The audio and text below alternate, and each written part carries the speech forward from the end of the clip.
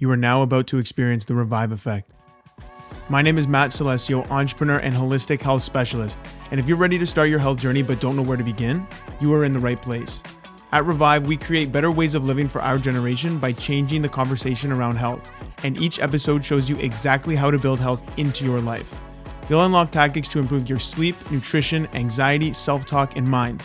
Break free from quick fix culture because it's time you learn to love your body and start to feel like the real you again. Welcome to the Revive Effect.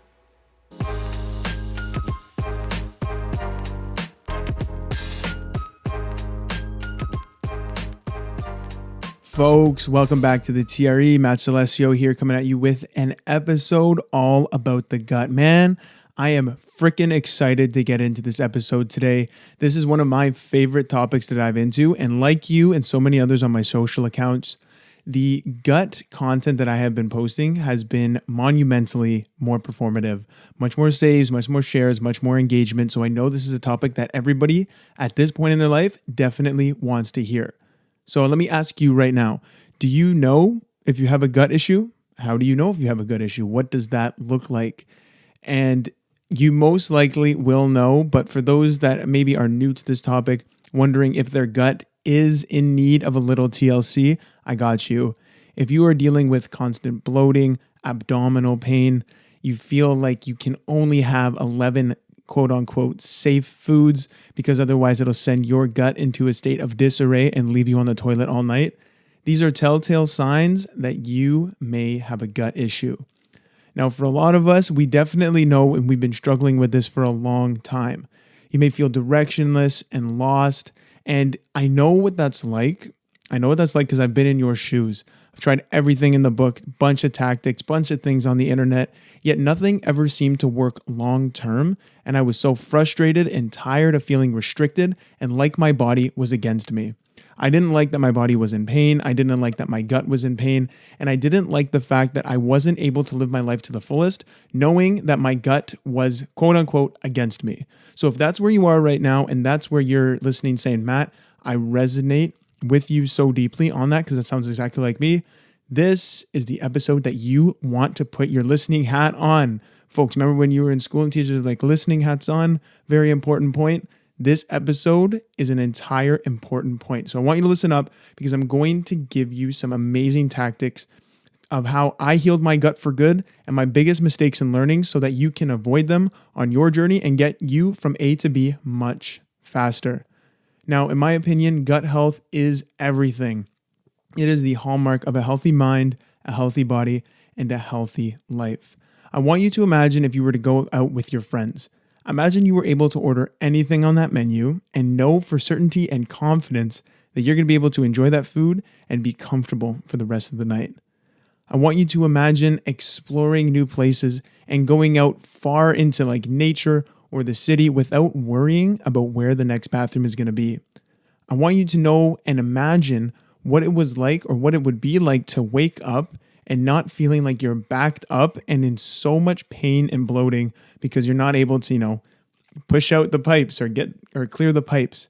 I want you to imagine that because with the tactics in this episode today is what I have learned to get my gut from that state where you currently are to eating foods that I enjoy, to going out on long walks in nature and days in the city comfortably, and so much more, and being so fully and present in life. And I want you to have the exact same fulfilling success, okay?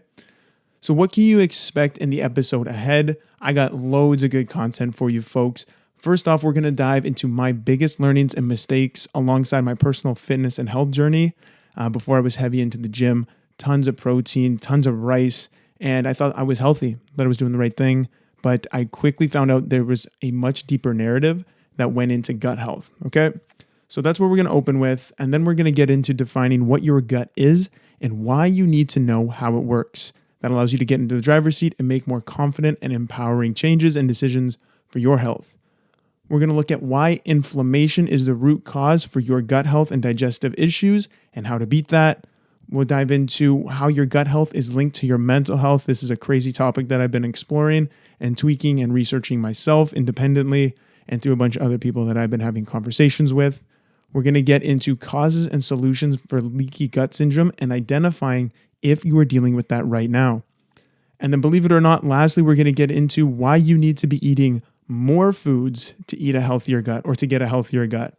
We got loads of good content today, folks, and I'm so excited for you to get all of this information and put this into action right after this episode. Now, a while back when I first started Revive and getting into the e-learning industry, where we were making a bunch of programs, I launched this program called the Nutrition Kickstarter. It was designed around weight loss and how to make sure you can lose weight without counting calories or macros. I really wanted people to make lifestyle changes that got them to the same result so they weren't feeling restricted, deprived, or frustrated. Anyways, besides the point, after I made that program, this was before I knew anything about gut health. As I started to research the microbiome and the gut, I realized that that exact program and those 5 keys that I ended up giving out, I could have rebranded that entire program into Healing Your Gut. A lot of the same principles and tactics that you use for weight loss, for better sleep, for better mental health, and any other area of your health and wellness, it really ties back down to the gut. The gut is the master regulator of all these things. So that's why I can't stress enough how important your microbiome health, your gut health, really is. And the episode today is going to give you all the tools, all the tactics, all the resources that you need to get in the driver's seat. Now, like I said, a lot of the topics that I've been posting on social media with my gut health journey, mental health and gut health and how that all interconnects, I know there is a massive demand for some step-by-step tactics and tools to help you. So I've created a free guide to help you break free from feeling restricted, deprived, and frustrated. Okay, this is my 7-step roadmap that teaches you how to heal your gut. From little known habits that you may be doing right now that are causing havoc on your gut to simple lifestyle tweaks, you'll finally jumpstart the healing process of your gut so you can get back to living your life feeling in control and free. A lot of the tactics that we talk about in this episode and some else that I don't touch on in this episode are available in that free guide. I don't ask for your credit card. There's no upsell. It's literally just my piece of appreciation and generosity to you for just tuning in here. Click the link in the show notes. Head over to my website. I left the link wherever you're listening to this to so you can download it free.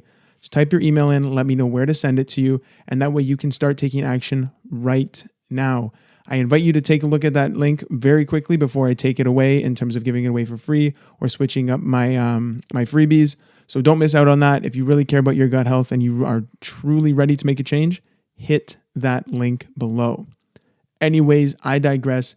Let's get into the meat and potatoes of this episode. Yes, pun was totally intended. That's such a good dad joke. I hope you freaking laughed.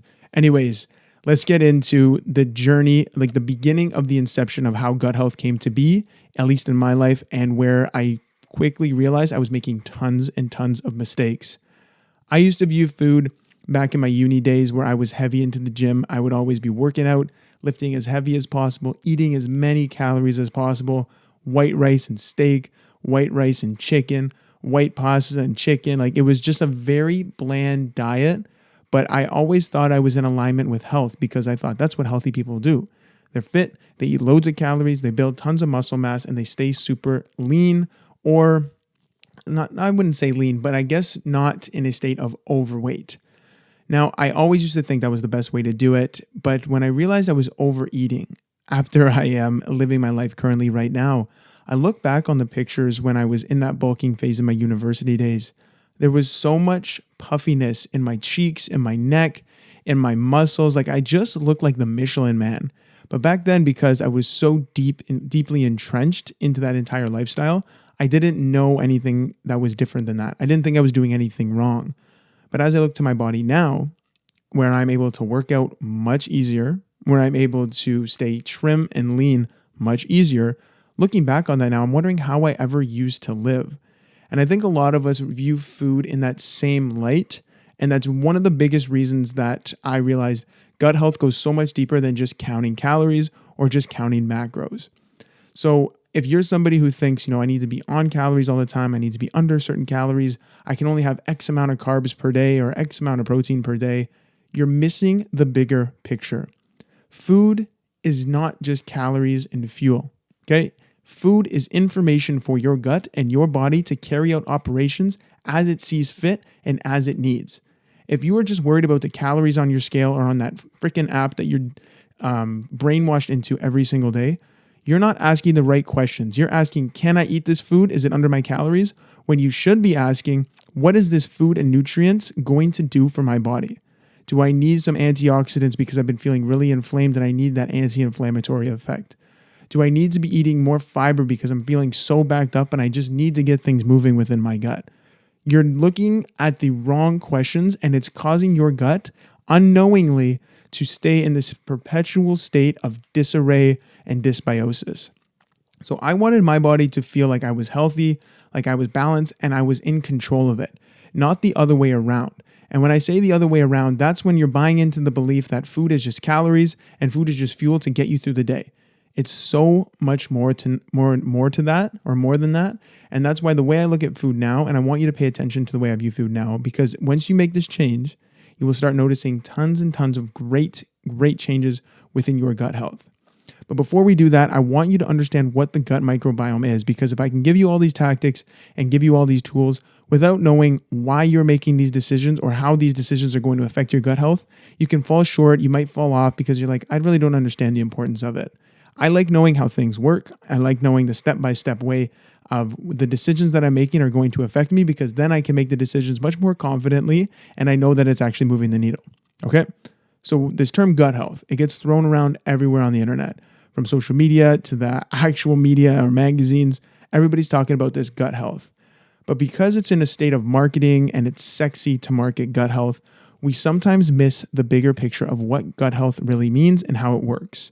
So the word gut health is synonymous with what we call your gut microbiome. Your microbiome is the same thing as your gut.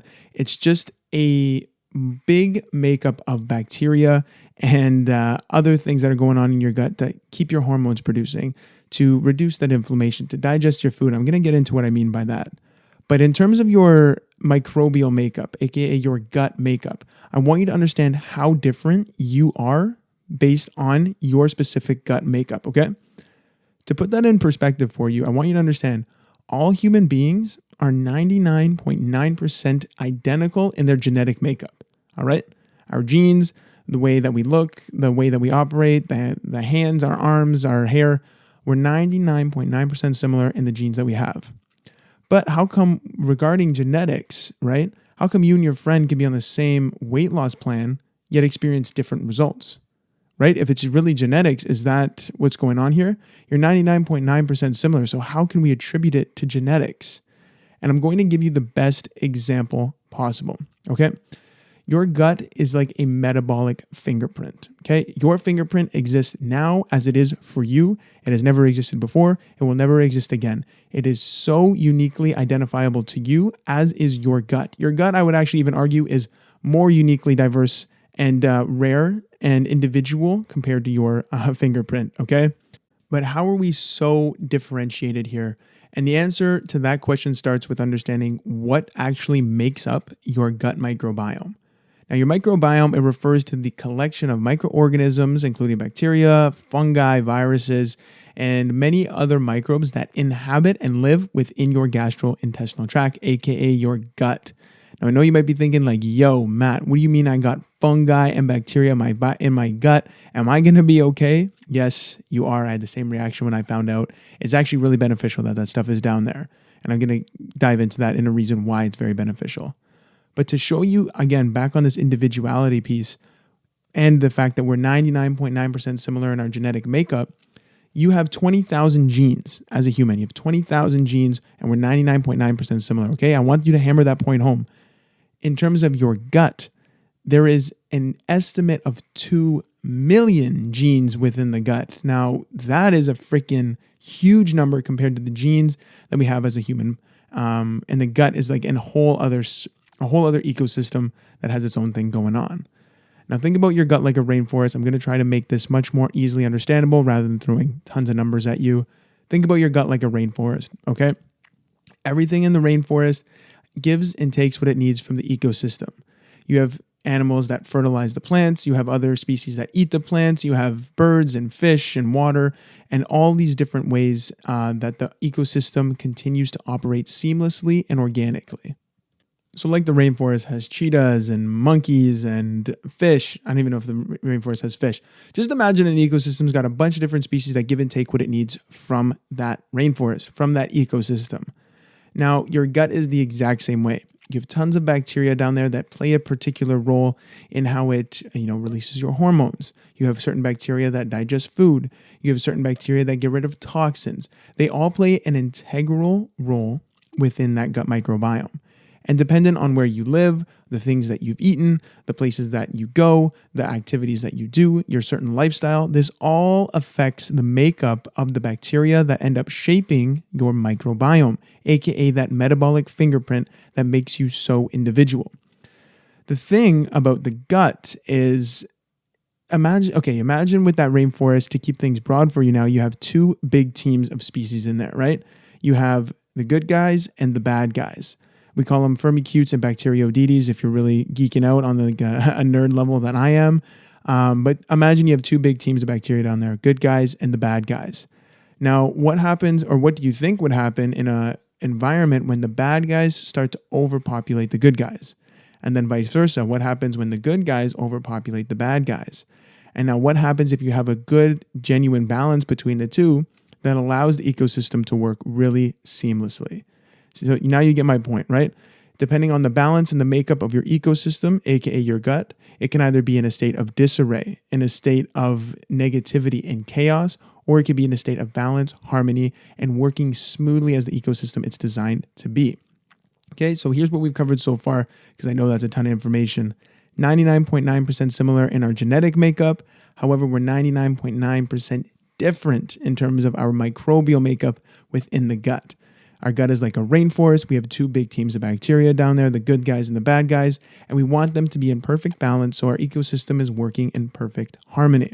Okay, so that's how the gut microbiome works. That's how it's certainly made up. Again, that's a very high level overview. It gets much more complex, but to give you the general synopsis, to get you in the driver's seat at least right now, that information is going to be monumental in how you take action after this episode. And like I said, with our own metabolic fingerprint, it makes us very different and unique, which is why you and your friend can be on the same weight loss routine or plan. You eat the same foods, you follow the plan verbatim, yet you guys experience radically different results. Sure, even if you're twins, mind you, you can still have the same outcome because you guys have different microbiomes. So that's why this individuality piece is a very key distinction in this episode, because without that, you're trying all these different things. You're trying all these different cookie cutter tactics and hacks and plans. Meanwhile, your gut may need a very particular form of decision making, a very particular form of lifestyle and eating. And that's where you really hold the power over it, because I know all that information can be very overwhelming. It can feel very disempowering. However, when you understand how much impact and control you have over your gut microbiome, it really puts you in the driver's seat. So let's get into some of these factors that can start influencing your gut either in a negative or positive way. And these are little known habits and tactics and things that we do every day unknowingly. So if you're on autopilot, I want you to pay attention here, to pay attention to these factors, the way that you're living your life right now. Okay, let's get into inflammation. And I want to talk about anti-inflammatory lifestyles in specific. Okay, let's dive in. I want to geek out with you, and it's very important you pay attention here. So what is inflammation? Okay, we need to understand what that is. Inflammation is your body's natural response to injury or infection. It's a complex biological process. It involves the immune system, and it's things like redness or heat or swelling or pain, or even, sometimes loss of function in the area. Now, to give you a very concrete example of that, there's two types of inflammation: acute and chronic inflammation. Acute inflammation is good. That's the inflammation that goes to a cut when you cut your hand, and it swells up and is trying to heal that specific area. And once it's healed, then the inflammation goes away. Same thing with a sprained ankle. It gets really puffy, gets really big, and you have loss of function in the area. Your body's saying, don't freaking move that. You sprained it. Give us a freaking minute. The inflammation goes there, it heals it, does what it needs to do, and then it goes away. So that's what acute inflammation is. It's your body's defense mechanism to make sure your body is getting rid of the toxins. It's healing the things it needs to heal. And that's why it's actually quite beneficial, even though we paint inflammation as the bad guy. The problem with inflammation is when it becomes chronic, aka when it stays. Yes, you can have acute inflammation, just sparks here and there when your body needs. However, If you are continuing to engage in habits and behaviors that keep that inflammation high, you get into a state of chronic inflammation, and that's where autoimmune conditions happen. That's where gut and digestive issues happen. That's where like your brain starts to have brain fog and all other things that I'm not going to go into because it gets really negative. But anyways, a lot of inflammation, or a lot of the problems that we experience in our day and age, is caused by inflammation. So if we're able to solve this problem of chronic inflammation, that's where you're going to notice a lot of healing start to happen within your body for real and more sustainably. All right. Now, let me give you an example of how inflammation works. Think about inflammation like a teeter-totter. On one end, you have something that spikes inflammation, and on the other side, you have something that reduces inflammation. It rises back and forth between this teeter-totter. So we have inflammation and anti-inflammation. So one rises it, one diminishes it or reduces it. Now you want a nice balance between the two because again, you don't want inflammation to stay completely high and you don't want to have no inflammation at all. Again, it's your body's healing and defense mechanism providing it works in perfect balance and harmony. Now here's where it gets very interesting. A lot of the things that spike inflammation, particularly in food, are labeled as omega-3s, which I know you've heard of, and its other brother that not too many people know, omega-6s. Okay, they're both essential fatty acids. Omega-3s you can find in things like olive oil, salmon, I believe it's in avocados and walnuts, things like that. Those are the things that are known to reduce inflammation. Okay, omega-6s on the other hand, these are foods that spike inflammation. Okay, tipping that teeter-totter in either direction, whether you're eating omega-3s and omega-6. Now, they can't be produced in the body, these essential fatty acids. We must get these through diet, which we do. So like I said, omega-3s is like the flaxseed, soybean, chia seed, fish, other seafood, etc. Now, the omega-6s, and this is where a lot of people don't understand, omega-6s are things like vegetable oils like sunflower, corn, soybean oils, highly processed and conventionally raised meat and animal products. These are things that we are unknowingly eating, tipping our teeter-totter in a direction are out of balance without knowing. Okay, so just a quick recap here. Omega-3s are anti-inflammatory. Omega-6s are pro-inflammatory, meaning they are spiking inflammation. Now, up until about 100 years ago, this omega-6 to 3 ratio was around 4 to 1 or less, okay? Just to paint you a picture. However, with our typical Western diet now, our omega-6 to 3 ratio, aka pro to anti-inflammatory, is now 20 to 1 in favor of omega-6. So we went from 4 to 1 to 20 to 1 in terms of spiking inflammation. And that research is coming out of the National Institute of Health. So I know that's backed by science. I know it's backed by data. So to show you that our day and age in our Western society, we're living in a perpetual and chronic state of inflammation. And we're wondering why the heck we feel so bloated. Why the heck we feel so backed up? Why the heck we feel so puffy? Why the heck we feel so fatigued and tired all the time? The food that we are eating unknowingly, because we live in this processed world, we live in this conventionally raised world, it's tipping our teeter-totter way out of balance and throwing our gut health out of whack. When I found out this distinction, I was like upset. I was like, yo, what the actual heck? Why is nobody talking about this? Why is nobody telling us to remove these foods that is causing this constant state of inflammation? They're telling us all these different hacks and pills and supplements to take. Meanwhile, we're not removing the root cause of the problem, aka inflammation and the foods that we are eating.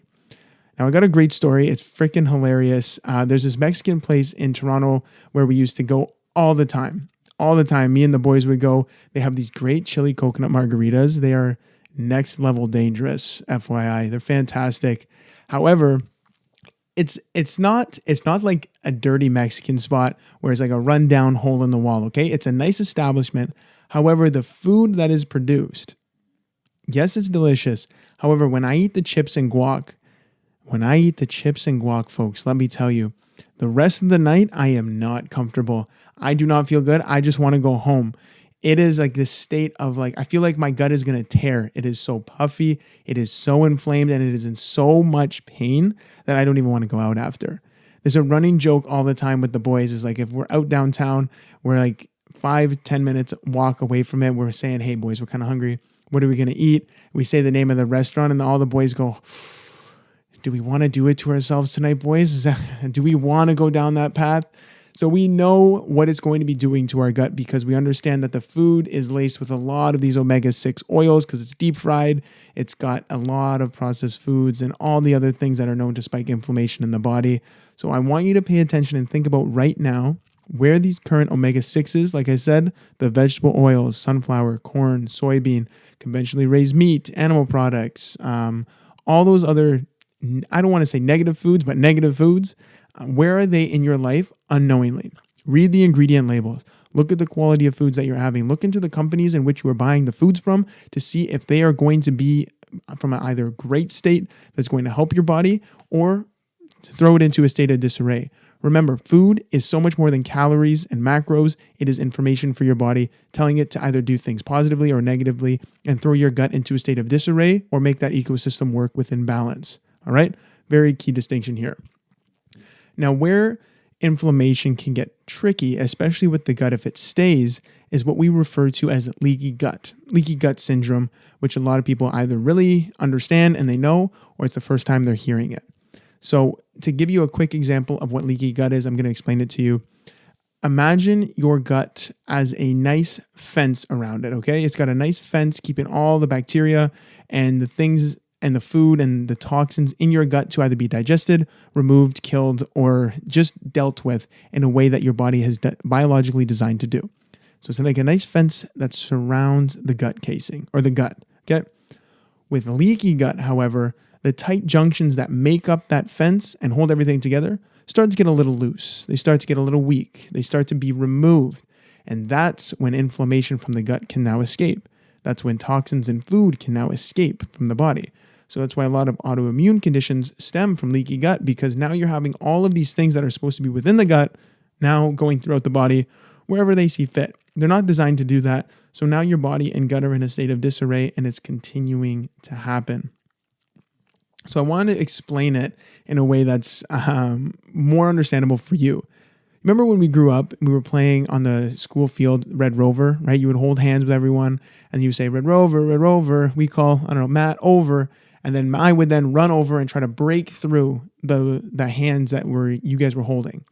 Now, if I got through, that means that we were able to take you and bring one of you guys over to our team.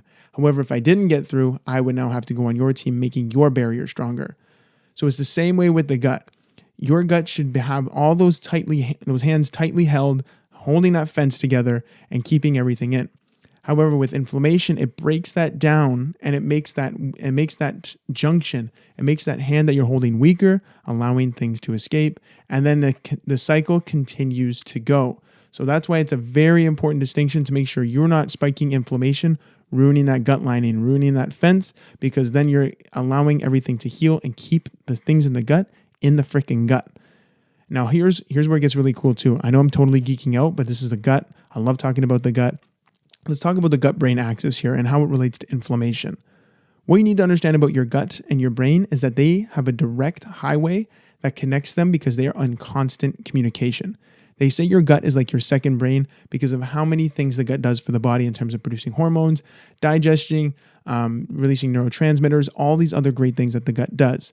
Now, because it's connected to the brain via this highway called the vagus nerve, they are in constant communication and they have a direct link, which means whatever's happening in the gut can now happen within the brain. Whatever's happening in the brain can now happen within the gut, providing that the gut is not healthy, it's not healed, it's not cased in. So the thing with inflammation and all the other toxins that come out of the gut through leaky gut syndrome, they can use that vagus nerve, aka that direct line that connects your gut and brain, as a direct highway to go directly into it. So that's why a lot of inflammation can go right to the brain. That's why a lot of toxins can go right to the brain. And it's very important, and I always stress about gut health because it's now affecting your brain health. It can now affect your mental health, and we're going to get into that in a second too. But that's just a little tidbit. Put a pin in that because we're going to circle back to that exact point.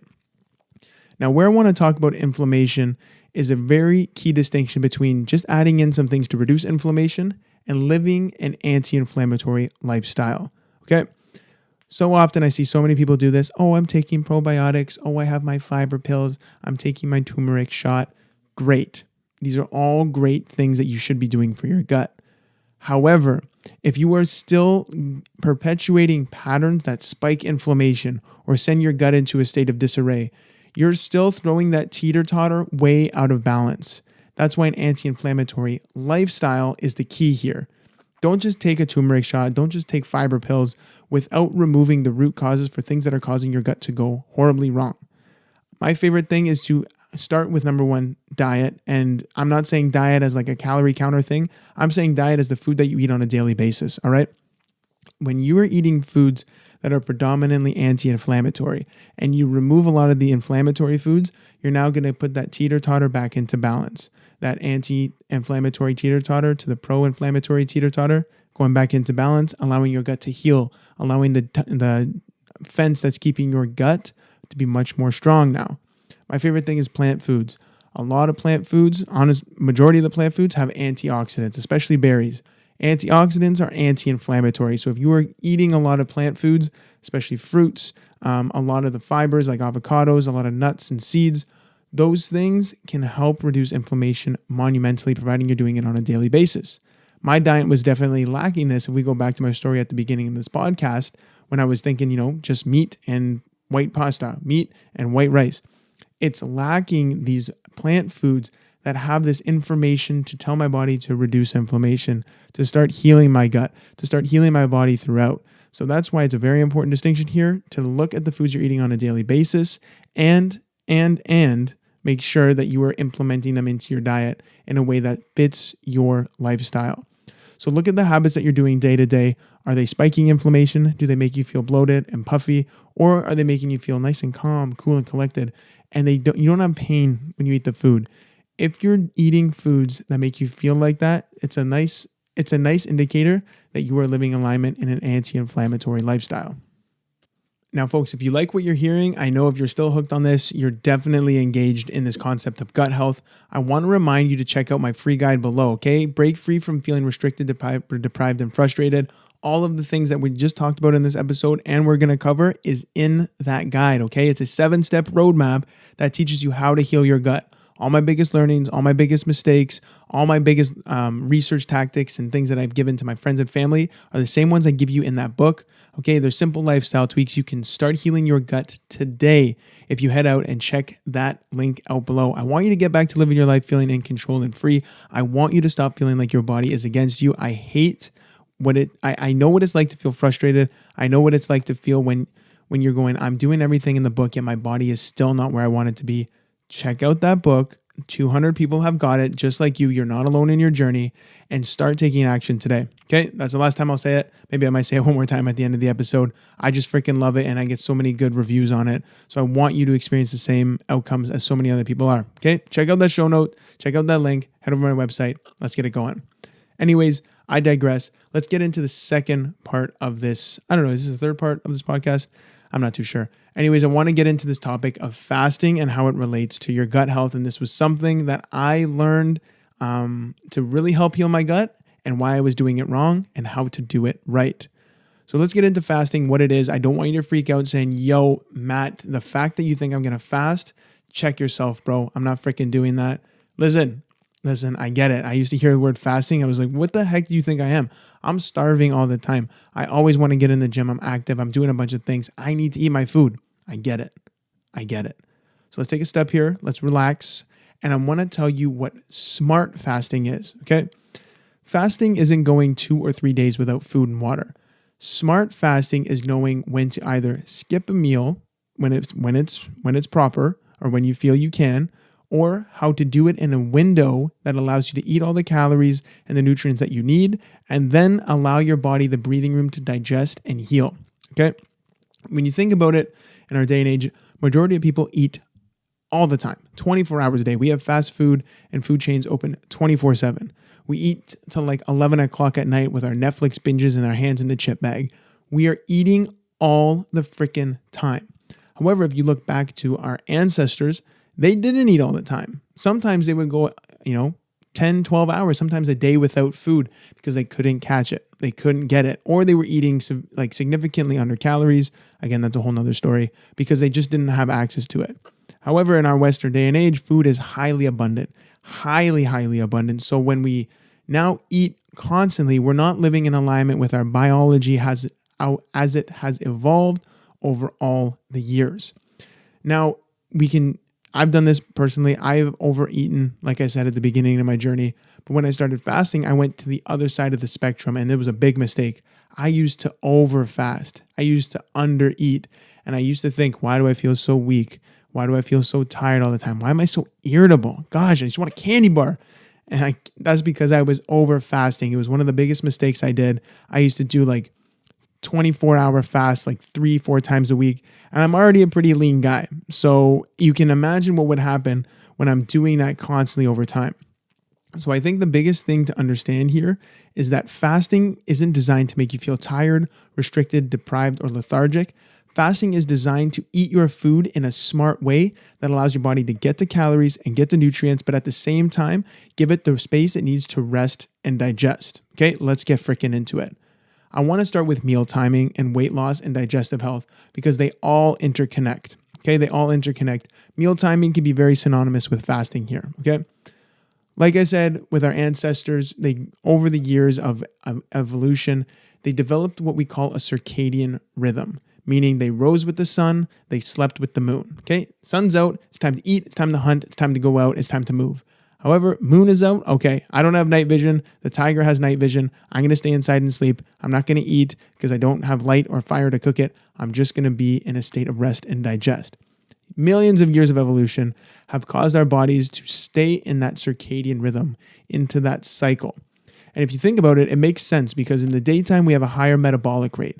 And that means insulin is produced more efficiently. Our digestive is better. Our digestion is better. We're more active. That means our gut motility, aka the bacteria in there that are working, is much better because we're on the move. We're up and about. Our bodies are designed to be daytime creatures. However, in the nighttime, that's when we're less active. We sit on the couch. We hang out with our friends. We lie down. That means worse digestion. Maybe not even worse, just slower digestion.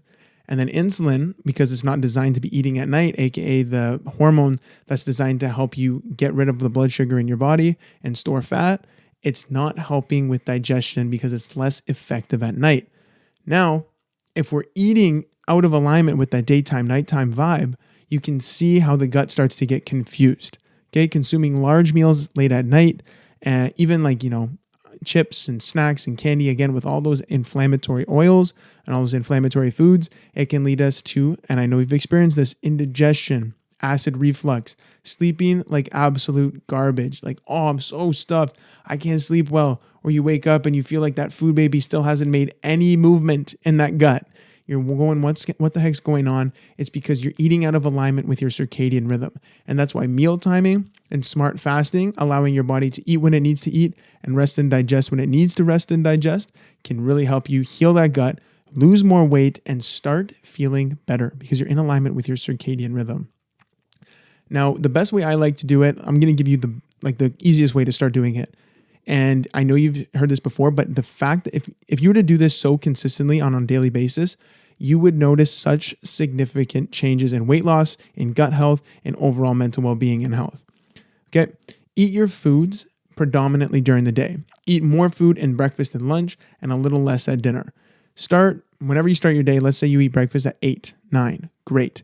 Have lunch around 12, 1, and then try not to eat after 7. It is the most cliche thing I've ever heard, and I say it all the time, but when you understand the research and the mechanisms behind what's going on, when you give your body the chance it needs and the space it needs after 7 to not just digest food, you're putting your body in a state of abundance, in a state of winning, because fasting leaves room to heal.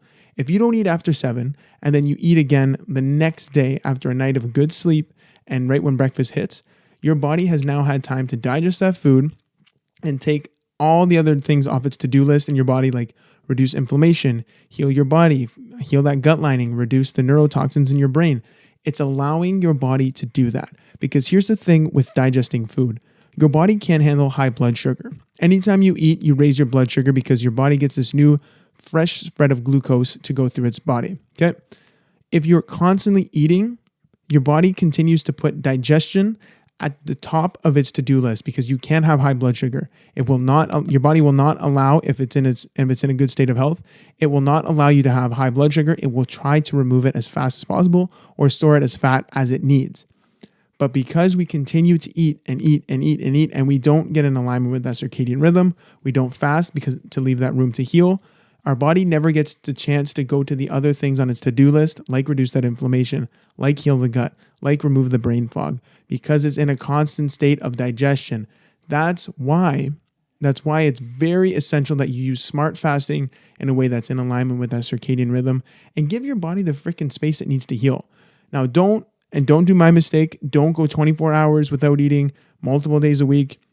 It's going to send you into a state of irritability and fatigue and like just feeling weak. I know what that's like. So if you're somebody that's active, if you are somebody, especially women, don't overfast women because that can affect your hormones and your cycle and all the other good stuff. Start with 12 hours a day after 7 o'clock, even push to 13 if you want. I'm telling you, if you were to do that for a couple weeks, 3-4 weeks, even, you are going to know some serious changes in your gut health. Try it out and let me know what you think on that. So we've covered some really good ground in this episode. We've got into fasting. We've got into what the microbiome is. We've got into how food is information, my personal story with bulking, and understanding what food was and how it's actually information in a much more positive way. The gut is diverse in its offerings in terms of helping our body, helping it heal, letting us live our lives to the fullest. So I think we're going to dive a little more deeper into the topic now and look at one of the little known ways that our gut health is affecting our body. And that is through anxiety and mental health. Now, let me start with a story here. There'd be times when I'm stressed out of my mind. I'm nervous about something. I have a really big thing that's going to happen, or I'm just awaiting a response it's just keeping me on edge and anxious. Even when I have a million things to do. We all have a million things to do a day, so we feel scattered. Now, anyways, when that's happening, and I'm going to say this now, I like to think I have really good gut health. I take a high priority in making sure that my gut is acting in alignment with circadian rhythm, anti-inflammatory lifestyle, everything we spoke about. However, when I'm stressed, my gut is in a state of disarray. I am running to the bathroom 3 or 4 times, like within a couple hours. And I know that is very out of alignment with the way that I live my life because my gut health is so good.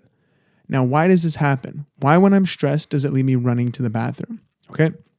It's because your gut and your brain, like we said, are connected. Okay. When stress is happening in the mind, whether it's perceived or whatever, it's releasing hormones that trickle down into the rest of the body, throwing it into a state of disarray. And the same thing, vice versa. You know, when you get a bad gut feeling, it just doesn't feel right. It's now affecting your brain, making you more stressed, anxious, and aware, putting you into a state of fight or flight. It's bidirectional, and they're both acting in accordance with how you're perceiving things or the actual stress that's coming down the pipe for you. Now, I want to give you a really cool study about stress eating and how this really ties in with the gut and brain, okay? I can't remember where I read the study, but I'm looking at the notes that I have and I'm pulling them from my previous notes. I can't remember the study and I'm upset about that, but it was really fascinating because they had 3 groups of mice and they fed them sugar and artificial sweetener to see the brain activity that would happen from eating the sugar, that when it hits the gut, to see if it would spike dopamine in the brain, right? Sugar's good. Candy is good. Chocolate is good. Why do you think it gives us that nice, good feeling? It's because it's releasing dopamine and all those other feel-good hormones that come with eating sugar, okay? So in the first group, they fed the mice sugar, seeing the brain activity. And in the second group, they fed the mice, I think it was stevia or saccharin, whatever. It was an artificial sugar to see if the same spike of dopamine would occur. And actually, it was a little bit less because the brain was like, that's not real sugar, not the real deal. That Coke Zero doesn't taste like Coke. I know it. I know you're just playing me. That's exactly what happened with the first or the second group. So what the scientists really wanted to discover here, especially with the terms of gut and the brain to show how they're linked, what they did for the third group of mice is they bypassed the taste buds and then injected the sugar directly into the gut. And now they did that third group for a very specific reason. They wanted to rule out the fact that the taste buds were the things that were triggering the dopamine in the brain, right? As soon as it hits your tongue, that feel-good feeling happens. We all know that. However, with the third group, With the third group bypassing the taste buds directly into the gut, the scientists still found they had the same level of dopamine as the first group who was having the sugar through their mouths. Now that's really cool. That's really cool because it shows how the gut can send messages directly to the brain and the brain directly to the gut, bypassing the taste buds. So how do you think stress eating happens? How do you think stress eating happens? Your brain is perceiving that stress. The gut is telling you, I know that sugar seeks out that good dopamine feeling. I don't want to feel stress anymore. Go seek out foods that are going to give me that dopamine, that are going to make me feel good. Now you're probably saying, Matt, what the heck does this have to do with my mental health? We're talking about the gut making me eat certain foods or whatever it is. It's a very important distinction here as the gut is related to mental health, okay? Out of the University of Missouri School of Medicine, there was a study that looked at 1.2 million patients in hospitals with IBS, okay? They took 4,000 hospitals in this study. They had a 3-year period, and they found that more than 38% had anxiety and 27% had depression.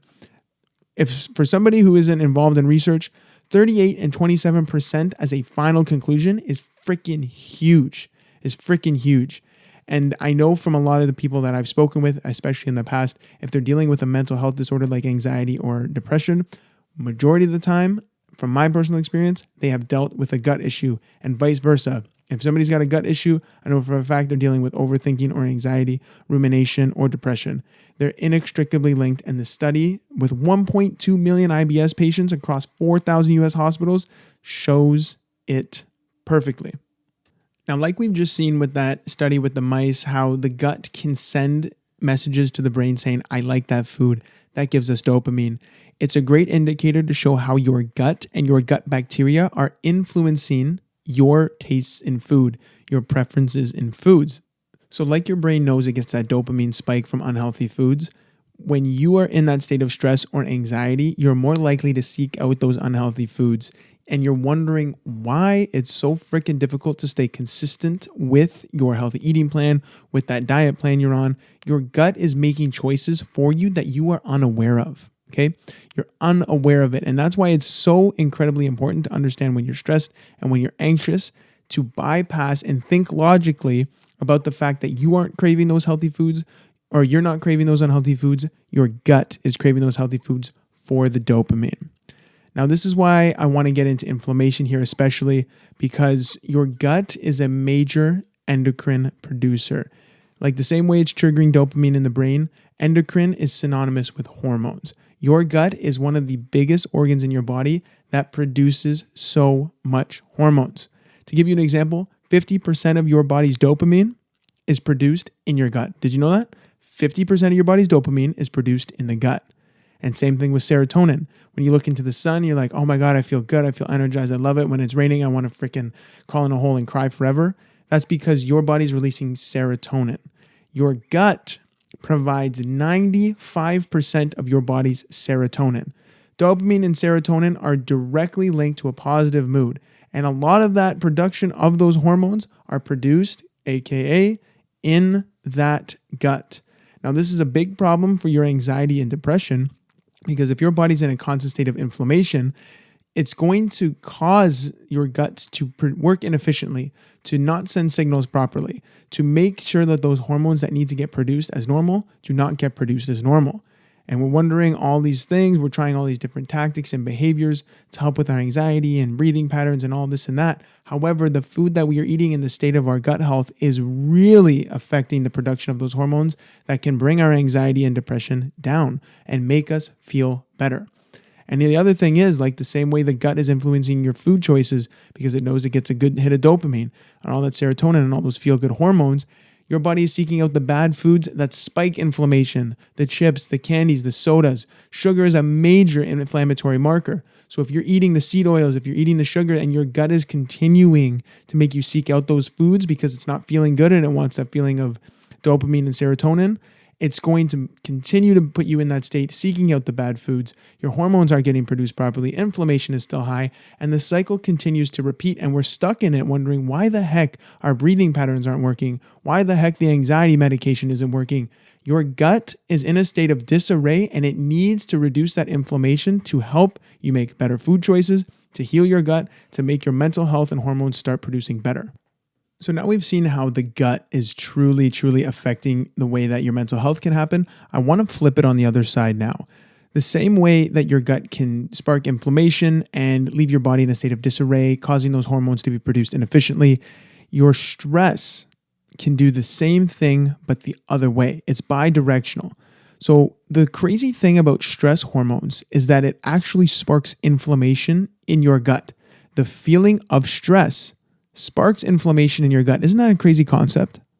And the concept really hammers home because when your body's in a state of stress, it's in a state of fight or flight. It's in a state of we are in survival mode. So the fact that it's spiking inflammation or sparking inflammation is a really good indicator to know that, yes, we got to look at what we're doing with the gut to make sure that it's in a healthy state and reducing the inflammation, but we also have to make sure we're putting in practices that help us reduce that stress and manage that anxiety in a more positive way to not spike inflammation in the gut. They're bi-directional and they both influence each other. So you need to be doing practices that help both of them at the same time. Right? If you are in a constant state of stress, it doesn't matter how many probiotics you take, how much fiber you're eating, how much anti-inflammatories you're eating, because if your stress is still out of whack and in a state of disarray, it's going to continue to put fuel on the fire that spikes that inflammation in your gut. Again, leading to this negative cycle of IBS, whether that's backed up, you're leaked up, or just in a state of constant bloating and pain. I don't want that for you. So that's why this key distinction between stress is a very powerful tactic that you can use to help heal your gut. Now, here's a I wouldn't say cool thing. Here's a crazy thing about stress and how it affects our food choices too. Stress, when you're stressed, your body turns off the logical brain, aka the one that's responsible for rational, cognitive behavior and thinking, and rational thinking. Your body puts in the limbic brain, aka the more animalistic brain that is designed for fight or flight. Stress means we're in a state of fight or flight. So, aka that limbic brain is going to take over. Now, here's the thing about your limbic brain or that animalistic brain. It's very reward centered. It's designed to seek out pleasure, meaning it's going to look for foods that are really bad for you, but give you the same spike, habits that give you the quick dopamine hit, and all those other things that are very reward centered. So when you're dealing with stress, you now have the part of your brain that's responsible for you making rational decisions off, and you have the part that's designed to make you seek out more positive or more negative rewards, aka bad foods, bad habits, and bad dopamine habits. It's going to be heightened and lit up like a Christmas tree. So then the cycle repeats: more poor food choices, more inflammation, more poor mood, and then the cycle continues to repeat. So that's why I always recommend, again, back to those anti-inflammatory lifestyle. That's so huge in terms of helping you with your mental health and your gut health, and then also doing things to help with that anxiety and depression in the mind. More mindfulness, more meditation, more yoga, more breathing, and honestly, take some things off your plate, set some boundaries, folks, and make sure that your mental health is taken care of first. It's bi-directional. Gut and the brain are linked. Make sure you are living in alignment with the way that allows you to heal your gut and keep your mind happy.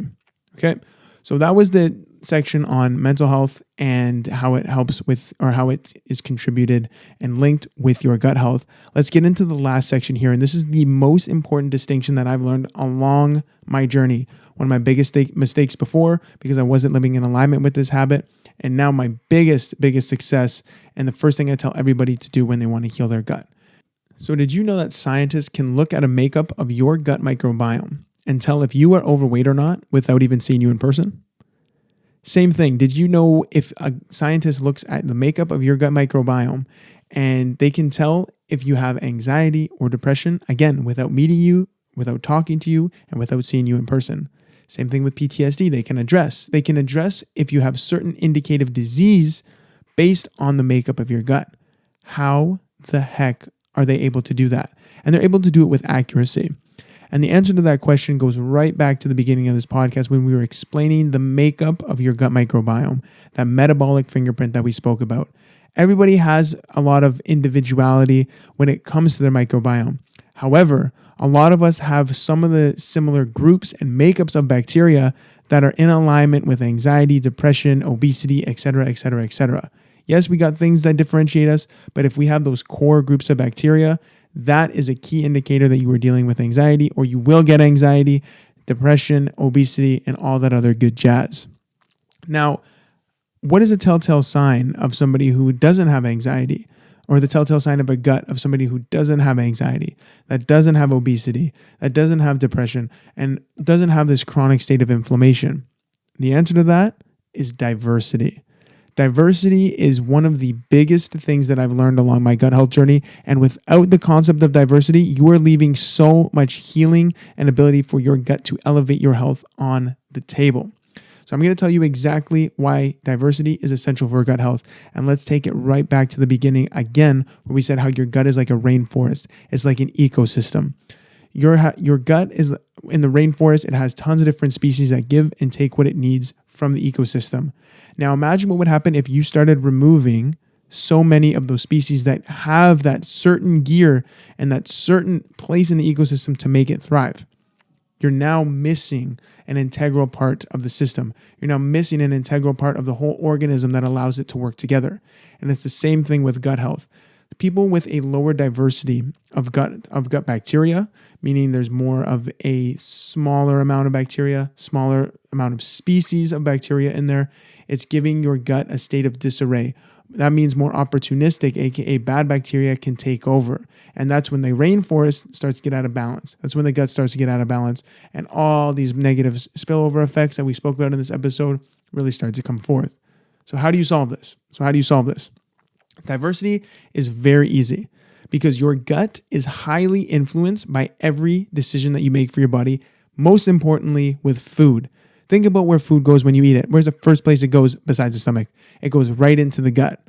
Your food is the information that is directly affecting the gut and giving it the nutrients and the ammunition it needs to either thrive or not thrive. So I always like to say, eat more foods. Not eat more, aka not more of amount. I want you to eat more variety. When you eat a more variety of foods, you're giving your body and the bacteria the differentiated and diverse nutrients, macro and micronutrients it needs to thrive. Think about the way that we live our lives currently. We live a very hyper-processed way of life. We eat tons of calories. We're very calorically rich, yet we're so nutritionally deprived. Because of our diet culture, the spotlight is always on calories, right? We talked about how we're having the wrong conversation. I'm under calories. I'm at my calories. I ate my calories. I'm good today. That's the wrong question you should be asking. Meanwhile, you should be asking, what is this food going to do for my body? How is this information from the food going to help my body? I'm not saying that I've never been there. I have done that so many times. I used to be hooked on my calorie counting apps. I used to always think I needed to be at 3,500 calories a day. I need to bulk. I need to get in the gym. I need to do all these things. Meanwhile, I'm not eating the diverse array of fruits, vegetables, legumes, complex carbohydrates, and proteins that I needed to make sure my body and gut were thriving. And if you look at the same way we live life too, do you eat the same foods every day? Do you have the same breakfast every day? Is it just like toast and jam and a coffee? You think that because diets and meal plans and the conventional way of living and our busy lifestyle get in the way, that as long as you're eating under calories, even if it's the same nutritionally deprived food that it is every day, you are in the green space. That is absolutely not true. And I wish if I was at the back of my journey when I was feeling stuck and frustrated, especially with nutrition and gut health and mental health and all that stuff, I wish I could have looked myself in the face, grabbed myself by the collar and said, you need to eat better diversity of foods that give your body and your mind the nutrients it needs to thrive. Okay, so that's the state of which we usually live our lives here in the Western world. Now that's why diversity again is so important for gut health. It allows your ecosystem to thrive. It allows all the bacteria and the things that it needs to act in accordance with a balanced harmony of an ecosystem to truly come back to life. And I look back to my personal journey too, and I'm going to give you one of the best ways to improve your diversity. It was when I started to go plant-based. I used to be so heavy into the meat, into the protein, that I was always focused on getting my chicken, my steak, my pork, salmon, and repeat. That was all I would usually eat. It's just a meat and a rice as a base and repeat. And when you think about that, there's not much diversity happening in there. You know, chicken, steak, pork, salmon, repeat, that's like 4 foods. and they're not really foods that help produce the healthy bacteria in your gut or give your gut the vitamins and foods that it needs. Okay. So number one right there, that was my biggest mistake, is always just relying on protein and white rice. I need you to check that out of your head. If you want to have meat, by all means, I'm not going to say you have to go vegan. However, I am saying the meat needs to be removed as the star of the plate. Once I started doing that, that's when I really started to notice my digestion was getting better. This is going to be TMI. My bowel movement started getting better, and I started feeling much better. So number one, diversity, switch over to some plants and add some more predominantly plant foods within your diet. Another reason I went plant-based, number two, is because that anti-inflammatory or that inflammation teeter-totter that we were speaking about, meat, especially conventionally raised meat, it is known to spike the inflammatory side of that teeter-totter way out of balance. Saturated fat, again, in my opinion, and the research I've read, is very inflammatory. Saturated fat is predominantly found in animal foods, whether it be a cheese, steak, chicken. Those are things that I have known and even seen in myself to spike inflammation. Once I started removing those things, it allowed my teeter-totter to get back into balance and then remove some of the fuel to the fire that I was continuing to put on there. The other reason I went plant-based, number three, is fiber. I know everybody throws around fiber as a nice glorified term for your gut health, but when I tell you fiber is one of the hallmarks to getting your gut healthy really quickly, is like, it's beyond me. Fiber is fuel for your gut, buddies, and it creates these things called short-chain fatty acids. So short-chain fatty acids that lower inflammation throughout your entire body, not just your gut. And the thing with fiber is that it boosts the diversity of the bacteria in your gut, going back to our point about how diversity is one of the keys to a hallmark of a healthy diet. And then the same thing, there's much more diversity in terms of food for plant foods. Everybody's obsessed with the macros, carbs, fats, proteins. Plant foods allow you to get really down to the nitty gritty with micronutrients, vitamin A, vitamin B, the folate, the iron, all the other good stuff that come along with the micronutrients of plant foods.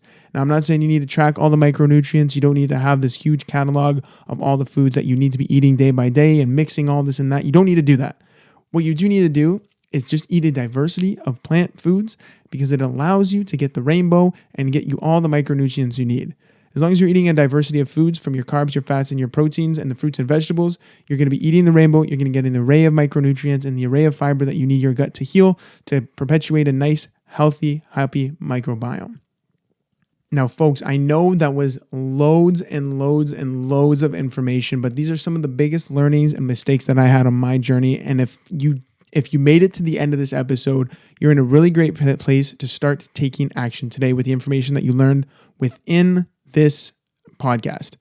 Now, before I let you go, I want to invite you one more time to either get that free guide that I have in the show notes below, or head over to my website. We have a 6-week gut program that allows you to start taking control of your body, uncover the real science to lose belly fat, reduce inflammation, and get your gut into a state where you feel like you are in control of it, where you create total freedom in your mind, body, and life by healing your gut. I invite you to check that out. It's a $27 course.